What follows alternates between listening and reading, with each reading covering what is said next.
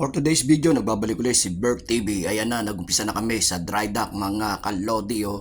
Nagbaklas na kami ng mga motor. Dinadaan-daan na namin. At magulo ngayon ng loob ng engine namin mga lodi. Tignan nyo.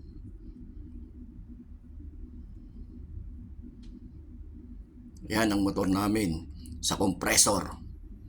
Dalawa yan ang binaklas.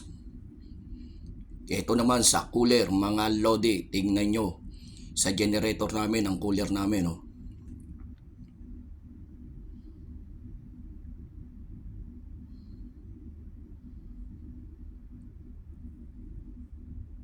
Ayan, oh. Binabaklas namin, mga lodi, ang cooler sa generator. Magulo ang loob namin. Maraming tao, mga lodi. Ayan, oh. Nakita niyo yung mga merong ano na yan, mga marking na pula. Ayan, kukunin yan, dadalhin sa shipyard. I-repairin nila, gagawin nila ng bago. Magpapabric sila lang ng bagong ng lodi. Ayan, oh. Ayan na ang cooler namin. Nabaklas na, tinataas na namin mga lodi. Manong-mano lang yan, chain block. Papunta sa taas mga lodi.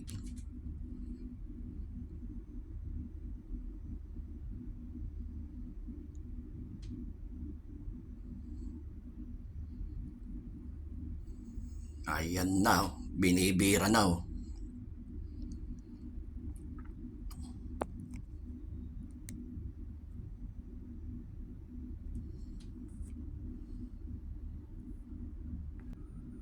Ayan na mga lodi, tignan nyo ulit. Yan, tignan nyo, ayan na.